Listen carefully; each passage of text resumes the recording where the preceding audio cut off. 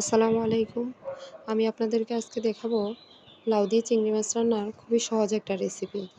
এই গরমের জন্য খুবই স্বাস্থ্যসম্মত একটা খাবার। আমি প্রথমে একটা কড়াইয়ে তেল দিয়ে তাতে কিছু পেঁয়াজ ভেজে নিয়েছিলাম। আর তাতে দিয়ে দিলাম ১ টেবিল চামচ আদা রসুন বাটা এবং দিয়ে দিলাম ১ চামচ লবণ। লাউ কিন্তু খুব কম মশলায় রান্না করলে খুব ভালো লাগে খেতে। না আমি যেহেতু মাঝারি সাইজের চিংড়ি মাছ দিয়ে লাউটা রান্না করব, সেই কারণে আমি কিছু মশলা দিয়ে নিলাম। এখানে আমি একটু করে হলুদ মরিচ গুঁড়ো এবং ধনিয়া জিরার গুঁড়ো দিয়ে নিলাম।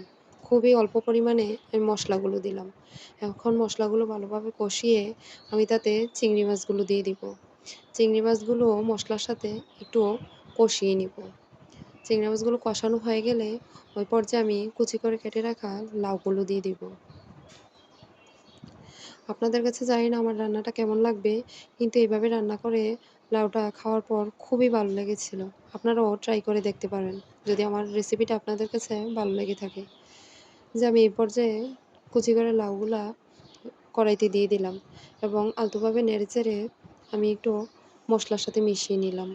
তারপর কিছু কাঁচামরিচ কুচি করে দিয়ে দিব।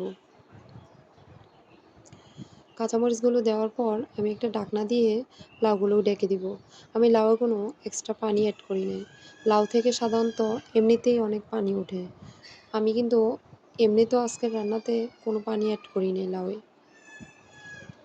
একটু আবারও নেড়েচেড়ে মিশিয়ে দেওয়ার পর ঢাকনা দিয়ে ঢেকে দিব আমার লাউ তরকারিটা। এই যে ঢাকনা ওঠানোর পর দেখুন আমার লাউ তরকারিটা দেখতে কতটা সুন্দর এবং লোভনীয় লাগছিল। আমি নেড়েচেড়ে দেখলাম লাউটা সিদ্ধ হয়েছিল কিনা।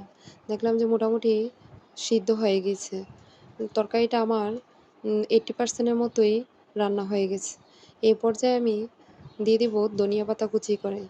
দেওয়ার পর নেড়েচেড়ে মিশিয়ে আরেকটু ঢাকনা দিয়ে ঢেকে দিব এবং তারপরে তরকারিটা আমি চুলা থেকে নামিয়ে ফেলবো। আর সাথে সাথেই গরম ভাতের সাথে খাওয়ার জন্য খুবই উপযুক্ত একটা তরকারি হবে। এই যে আমি একটা কেচির সাহায্যে ধনিয়া পাতাগুলো কুচি করে দিয়ে দিলাম।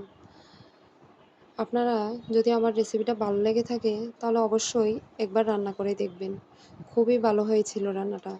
আমার হাসব্যান্ড তো খুবই প্রশংসা করেছিল। দেখুন কতটা না সুন্দর লাগছে তরকারিটা। তাই আপনাদের কাছে যদি ভালো লাগে অবশ্যই আপনারা ট্রাই করবেন। ধন্যবাদ সুন্দর করে আমার রেসিপিটা দেখার